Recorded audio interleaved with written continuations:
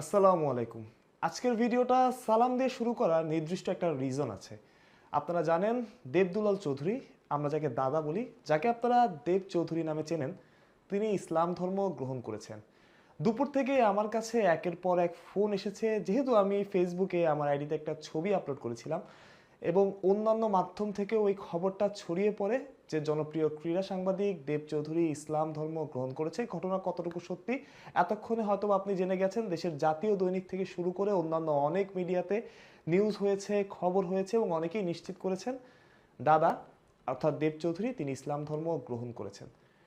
আপনারা হয়তো অনেকেই অবাক হয়েছেন, অনেকেই শকড হয়েছেন, অনেকেই খুশি হয়েছেন, তবে আমি একটু অবাক হইনি, কারণ সত্যি বলতে আমি জানতাম আজ হোক কাল হোক দাদা ইসলাম ধর্ম গ্রহণ করবেন। তার পেছনে কতগুলো কারণও আছে।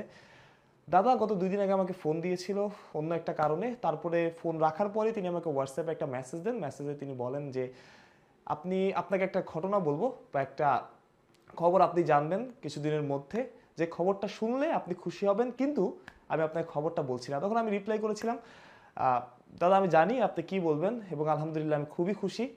এবং দাদা তারপর রিয়েক্ট দিয়েছিলেন আর কোনো রিপ্লাই করেননি, কিন্তু আমি বুঝতে পেরেছিলাম এই নিউজটা হয়তো বা 2 দিন 3 দিন 4 দিন বা 1 সপ্তাহ বা 1 মাস পরে আমি হয়তো বা শুনবো। কিন্তু আমি পিয়াল বা উৎস যারা অলরাউন্ডারে কাজ করতাম বা আমাদের আশেপাশে যারা ছিলেন সবাই অনেক আগে থেকেই জানতাম কোনো না কোনো দিন হয়তো দাদা ইসলাম ধর্ম গ্রহণ করবেন। আমি স্পেসিফিক কিছু ঘটনা বলি। যখন রোজার মাস চলতো, অলরাউন্ডারে 4 বছর কাজ করেছি তার সাথে, আমি পিয়াল উৎস থেকে শুরু করে সবাই। যখন রোজার মাস চলতো আমরা সবাই একসাথে ইফতার করতাম। আমাদের ক্যামেরা পার্সন যারা ছিল, ভিডিও এডিটর বা গ্রাফিক্সের লোক যারা ছিল বা অন্য যারা ছিল, সবাই একসাথে ইফতার করতাম।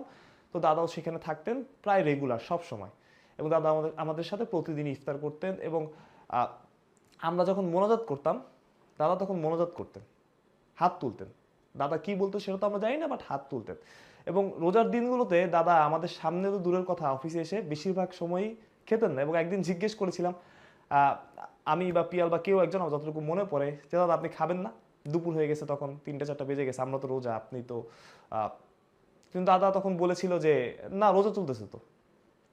তো আমরা খুব অবাক হয়েছিলাম। হ্যাঁ, মনে পড়লো আমার কাছে যে পিয়ালি সে কথাটা বলেছিল এবং পিয়াল আমার কাছে এসে কথাটা বললো এবং আমি বললাম যে তুমি তো জানো দাদা তো এরকমই আসলে সবসময়। এবং আহ, মসজিদ মাদ্রাসায় দান করা থেকে শুরু করে অন্য অনেক ঘটনা আমরা জানতাম। সেই জন্য আমরা আসলে জানতাম যে দাদা কোনো না কোনো দিন ইসলাম ধর্ম গ্রহণ করবে। এবং আলহামদুলিল্লাহ সেই নিউজটা এসে পড়লো এবং যারা ইসলাম ধর্মাবলম্বী আছেন তাদের সবার জন্য স্বস্তির খবর, স্বস্তি না খুশির খবর আসলে।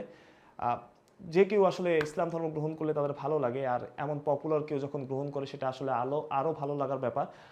দাদার সাথে আমার অনেক কাছ থেকে দাদাকে দেখেছি এবং অনেক ভালো ঘটনার সুখস্মৃতি আছে। যেমন আমি বলি, আমি আর পিয়াল 2021 বা 22-এ যখন এশিয়া কাপ কভার করতে যাই, অলরাউন্ডার থেকে আমরা দুইজনই গিয়েছিলাম। তো নর্মালি আমাদের অফিস থেকে একটা বাজেট থাকে, তার সেই বাজেট দিয়ে আসলে আমাদের ট্যুরটা কাভার করতে হয়। তো আমরা যখন গেলাম, যাওয়ার আগে দাদা 500 দিরহাম আমাদের দুইজনকে দিয়ে বললো এটা আমার পক্ষ থেকে। আমি ওই ঘটনা জীবনে ভুলবো না, যে কোনো অফিসের কোনো বস বা কেউ এভাবে তার কর্মীদের সাপোর্ট দিয়েছে, এইভাবে তার কর্মীদের নিজের ভাই ভেবেছে, আমি আসলে কোথাও জানি না। এই জন্যই আসলে দাদার সাথে আমরা 4 বছর, অর্থাৎ অলরাউন্ডার যতদিন ছিল ততদিন আমরা দাদার সাথে কাজ করেছি। অনেকে আসছে গেছে, বাট আমি উৎস ঐশিয়া বাবা পিয়াল তারা আসলে কখনোই অলরাউন্ডার ছাড়ি নাই। এখন আলহামদুলিল্লাহ আমি যেখানে আছি খুবই ভালো আছি। অলরাউন্ডার বন্ধ হয়ে যাওয়ার পর আমি বিডি ক্রিক টাইমে জয়েন করি। এখানে জাভেদ ভাই আছেন, ইমরান ভাই আছেন, সবাই আমাদের খুব হেল্প করেন। এবং তারাও জানেন, আমিও সবসময় বলি যে দাদা আমার প্রথম বস, পিয়ালও সবসময় স্বীকার করে, উৎস সবসময় বলে। সো এইসব সুখস্মৃতি। এবং দাদা আজকে বলেছেন যে তিনি কারো দ্বারা প্রণোদিত হয়ে ইসলাম ধর্ম গ্রহণ করেন নাই। তার ঘরে আগে থেকেই 3টা বাংলা অনুদিত কোরআন আছে, যে এই কোরআনগুলো তিনি হয়তোবা পড়েছেন, পড়ে তিনি ইসলামে দীক্ষিত হয়েছেন। এবং তাকে স্বাগত জানাতে চাই। আসলে এর থেকে বেশি কিছু বলার নাই। যারা, যেটা বলছিলাম, যারা ইসলাম পালন করে, ইসলাম ধর্মাবলম্বী আছেন, তাদের সবার জন্য স্বস্তির খবর, ভালো খবর, খুশির খবর। এবং আশা করি মহান আল্লাহ তাআলা তাকে ভালো রাখবেন, ইসলামের পথে পরিচালিত করবেন।